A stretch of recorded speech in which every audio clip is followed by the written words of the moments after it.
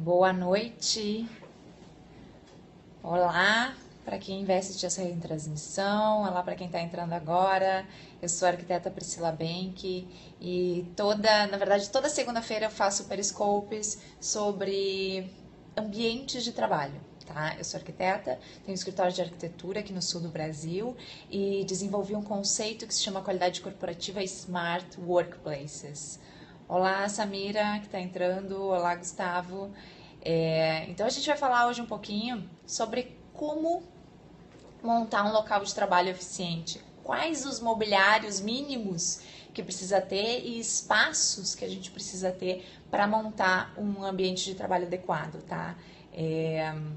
Eu fui buscar uma especialização fora do Brasil para estudar sobre ambiente de trabalho, porque a partir de algumas experiências que a gente teve no escritório, projetando tanto sedes de empresas, quanto escritórios, como home office, inclusive, a gente percebeu o quanto que o espaço físico influencia na performance profissional das pessoas. Então, o quanto que o ambiente onde as pessoas estão inseridas, o quanto que todos os detalhes que estão no entorno, seja a iluminação, sejam as cores das paredes, seja a acústica do ambiente, seja o mobiliário, entre outros elementos, interferem na maneira como a gente trabalha, tá? E, consequentemente, obviamente, nos resultados que a gente produz. Então, no início desse ano, eu fiz uma pesquisa com as pessoas que já acompanhavam o meu trabalho, que já conheciam o nosso conceito aqui do escritório de qualidade corporativa, Smart Workplaces, e a gente perguntou o que as pessoas queriam saber, né? E vieram muitas perguntas, e a partir dessas perguntas a gente tem desenvolvido conteúdos, tá? Então, por isso que todo o periscope que eu faço baseado na pergunta de alguém. Então, o tema de hoje é justamente a pergunta da Gil, de São Paulo, que ela perguntou quais os mobiliários que a gente precisa ter para ter um local de trabalho bacana, adequado, e de que forma que eles têm que estar dispostos, que tamanho que eles são, tá? Então, a gente vai fazer um checklist mínimo aí hoje, do que a gente precisa considerar. E para uma estação de trabalho, né, que vale tanto para a estação, no caso de um home office, ou um módulo de trabalho dentro de um escritório maior. Olá, pessoal que está entrando, que bom ver vocês aí online. Por favor, quem puder compartilhar essa transmissão seria ótimo. Olá, Thiago, tudo bem? Nós vamos falar hoje, então, o que são os mobiliários mínimos para ter um ambiente adequado. Só para salientar que já me perguntaram no último Periscope, eu não vendo mobiliário, tá? Não sou de nenhuma empresa, eu sou arquiteta, tá? Então eu vou mostrar para vocês a minha experiência, o que a gente considera aqui no escritório, que são mobiliários adequados para um ambiente de trabalho que interferem na performance das pessoas. Olá, Marques, tudo bom? Bom, gente, vamos lá. E para auxiliar essa transmissão, eu queria mostrar para vocês como é que a gente faz um projeto, tá? Deixa eu virar aqui a câmera rapidinho. Esse é o assunto que a gente vai falar, então. A gente desenvolve todos os nossos projetos em 3D, olha só que bacana. Então, isso aqui é um software, né, que a gente consegue ir testando e fazendo o projeto e vendo como é que ele vai se comportando, né? E fazer as modificações necessárias. Então, aqui eu trouxe como um exemplo um caso bem típico de um home office, tá? Onde a gente tem uma mesa apoiada em frente a uma parede, certo? Então, esse aqui é um caso bem comum, poderia ser uma mesa ou uma bancada. Porque o que é o primeiro mobiliário mínimo no ambiente de trabalho? A mesa. E quais são as maiores dúvidas que eu recebo em relação à mesa? Que altura tem que ter essa mesa? E aqui eu vou medir uma mesa aqui só para vocês terem uma ideia. O que é uma altura, se eu consigo, de mercado. Deixa eu ver se eu ponho aqui. Vou fazer um teste hoje, né? Eu nunca abri o programa assim ao vivo, vamos ver se vai funcionar. Mas só pra gente ter uma ideia, ó. Isso aqui tá uma mesa extremamente alta, 86. E que profundidade que ela tem, vamos ver aqui. Uma profundidade de 83. Essas são as principais perguntas que eu recebo, tá? Qual é a altura e qual é que é a profundidade de mesa? Aliás, e qual é que é também a largura da mesa, né? Vamos ver quanto é que tá essa aqui. Só para vocês terem uma ideia. 1,71, tá? Então aqui a gente tem um módulo de mesa. Agora eu vou voltar para mim só para explicar um pouquinho sobre a mesa. Fazendo um teste hoje aí, abrindo o software junto ao mesmo tempo. Mas o que acontece, tá? A mesa de trabalho, ela, na verdade, precisaria ser moldada de acordo com o nosso perfil físico. Porque enquanto tem pessoas que medem 1,50, 1,60, a gente tem pessoas que medem 1,80, né? Obviamente o tamanho, a nossa proporção do corpo é diferente. E quando a gente está sentada, a gente tem uma necessidade de altura de mesa diferente. Então o que acontece? A gente sai para comprar uma mesa no mercado e a gente vê que existe um padrão de alturas de mesa, tá? Que vão variar aí entre 72, 73, 74, 75 centímetros por aí. Então, o que acontece? Se a gente vai trabalhar no caso de um home office, que é uma opção que muita gente opta por bancadas, ou seja, diferente dessa mesa que eu mostrei aí, ela não tem pés, mas ela é uma bancada. E quando é uma bancada, é bem bacana porque a gente pode regular a altura, né? Então, quando a gente senta na cadeira e a gente está com os nossos pés dobrados a 90 graus, a gente consegue ver qual é a altura ideal para o nosso braço, né, que também tem que estar dobrada a 90 graus. E é essa altura que deveria ser a altura da mesa, tá? Então, se esse é o seu caso, que você está assistindo essa transmissão, está montando home office, vai colocar uma bancada, se opta por bancada que não tem pés, tem que aproveitar e já regular conforme a sua altura ideal, tá? Isso é uma questão de ergonomia e faz bem para a sua saúde.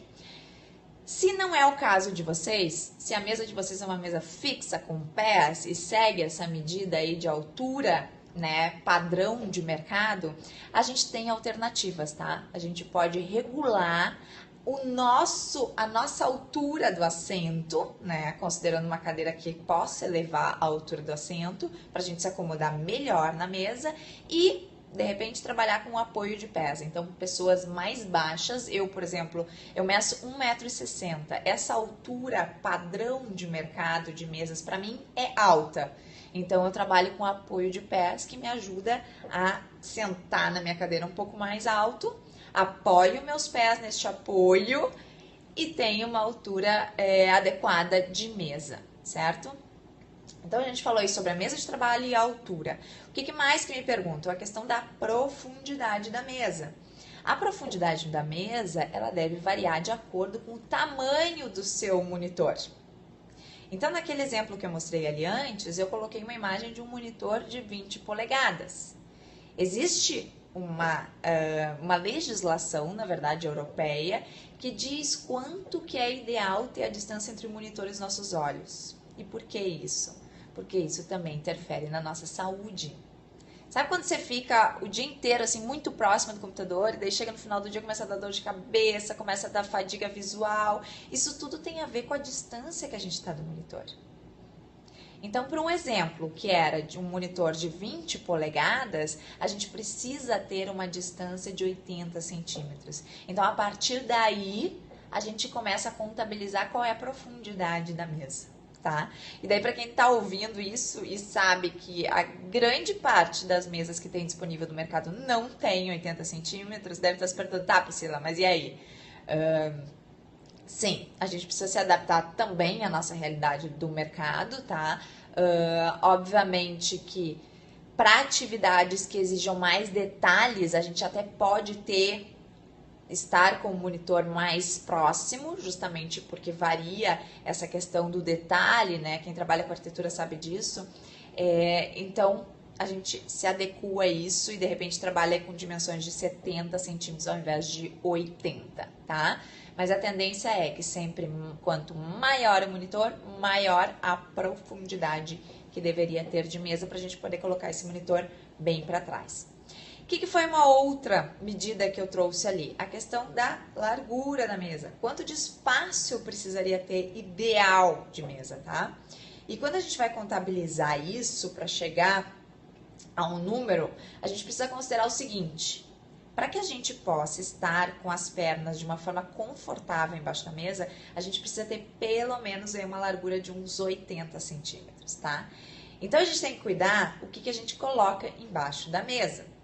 Se daqui a pouco eu tenho que guardar um gaveteiro embaixo da mesa, se eu tenho que botar mais o CPU do computador, talvez isso possa estar tirando espaço para eu sentar de uma forma confortável e ter um espaço adequado para as minhas pernas. Então, eu vou inverter de novo a câmera para mostrar essa questão da largura. Então, vou voltar aqui, ó. Então, aqui, olha só, eu tô com uma largura de 1,71. E tá vendo que aqui embaixo eu tenho um apoio de CPU, né?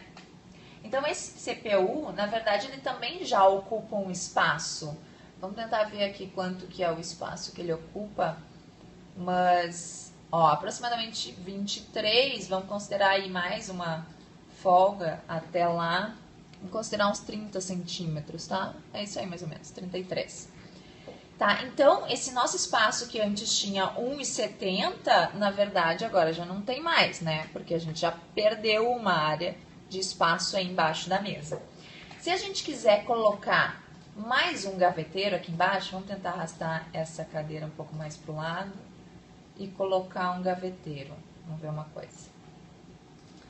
Olá, pessoal que está entrando, tô só fazendo aqui uns testes hoje pra gente ver se funciona, passar um software para vocês. Então, olha só, aí coloquei o gaveteiro, na verdade, vai me sobrar pouquinho espaço, né? A gente está trabalhando com 70 por aí. Então, fica muito apertado para a gente poder ter um gaveteiro, mais um apoio de CPU e mais o espaço da cadeira, tá vendo?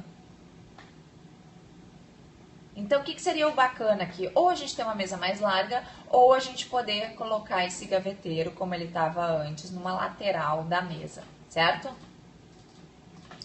E daí a gente tem um espaço melhor distribuído. Bom, gente, falei da mesa, agora vamos falar da cadeira um pouquinho, já que eu estou mexendo na cadeira, que é o segundo elemento que tem que ter, né? Cadeira. Olha essa cadeira aqui, ó.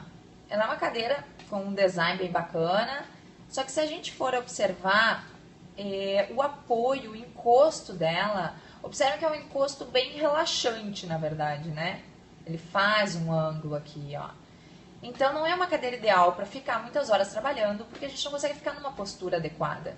O que seria uma cadeira bacana? Vamos tirar essa cadeira daqui, vamos botar uma outra, que eu queria trazer para vocês. Aqui tem um exemplo de uma cadeira que tem as características que a gente precisaria ter, tá? No ambiente de trabalho. Então, vamos ver aqui. É uma cadeira que ela tem uma regulagem de altura do assento, ela tem um encosto com um design ergonômico que nos favorece a ter uma postura adequada e ela tem braços com regulagem de altura. Então essa sim é uma cadeira adequada para a gente ter no ambiente de trabalho, certo? Vou voltar para mim. E quando eu falo sobre cadeira, assim como eu falei de mesa, ela está diretamente relacionada com questões de economia, questões de postura, questões de saúde. Então é por isso que quando a gente vai comprar uma cadeira, tá? A gente precisa sempre pensar que isso, na verdade, adquirir uma cadeira ergonômica que possibilite a gente de sentar com uma postura adequada, gente, é um investimento, tá? A gente está trabalhando com prevenção. Eu vejo inúmeros problemas de saúde, pessoas que hoje fazem fisioterapia, gastam, na verdade, com saúde, em função de problemas de má postura, tá? Então, a gente precisa realmente, quem trabalha muito tempo sentado, precisa se dar conta de que o principal elemento a investir em um ambiente de trabalho é a cadeira. Está diretamente relacionado com a nossa performance, está diretamente relacionado com o nosso conforto e com a nossa saúde, tá? Então, falar sobre cadeira é falar sobre investimento. Assim como a gente investe num computador bom para a gente poder trabalhar, quem trabalha muito tempo no computador, a gente também precisa investir em cadeira. Então, se a gente faz aí uma proporção de custos, na verdade, dentro de um ambiente de trabalho, o que seria um custo aí talvez mais considerável que a gente precisa botar na ponta do lápis é a questão da cadeira, porque é um investimento e não dá para economizar muito. Então, eu sei que tem valores de cadeira aí que variam de R$300 até 3 mil, até 10 mil reais. Sim, existe diversos valores de cadeiras no mercado, mas quem for comprar uma cadeira e quiser algo adequado para trabalhar com uma postura adequada, precisa observar que tenha 3 funções pelo menos. Primeiro, que ela tenha elevação de altura do assento. Sabe quando você pode regular ali embaixo, botar a cadeira mais alto, mais baixo um pouquinho? Tem que ter. Segunda questão, que ela tenha braços, que a gente possa apoiar o braço e que esse braço também tenha elevação de altura, tá? E terceira questão, que o encosto dessa cadeira, ele possibilite que a gente fique com a coluna adequada, né, com uma postura adequada e com a nossa lombar bem apoiada, tá? A gente não pode ter nenhum tipo de esforço da coluna, a cadeira ela precisa realmente se moldar ao nosso corpo e nos sustentar. Certo, gente? Então eu falei sobre mesa e sobre cadeira. E qual é que é o terceiro elemento que a gente precisa ter em qualquer ambiente de trabalho? É justamente a questão de área de armazenamento. Então, quem já me acompanha aqui sabe que eu realmente não deixo de falar sobre isso, porque questões de organização também influenciam muito na forma como a gente produz, tá? Então, assim, muitas vezes não é uma questão de hábito. A gente acha, nossa, eu sou desorganizado, tô sempre com a mesa cheia. Às vezes não é uma questão de hábito, às vezes é uma questão de falta de espaço de armazenamento. E por mais que a gente diga que hoje a gente não trabalha com papel, a gente sabe que ainda hoje a gente manuseia muitos documentos. Então, assim, precisa ter um lugar para acomodar eles, certo? E o que seriam essas áreas de armazenamento? Aí a gente pode trabalhar ou com gaveteiro, que nem estava naquele projeto que eu mostrei para vocês. E se for optar por gaveteiro, uma ideia muito boa é gavetas de pasta suspensa, tá?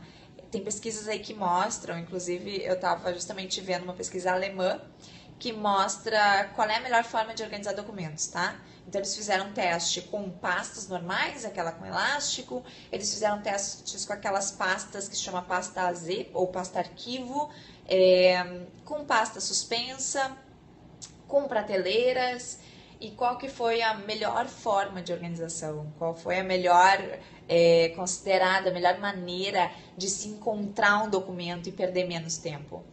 Pasta suspensa. Então, principalmente para quem trabalha em home office também, que precisa setorizar as coisas, o que é de casa, o que são contas, o que é do trabalho.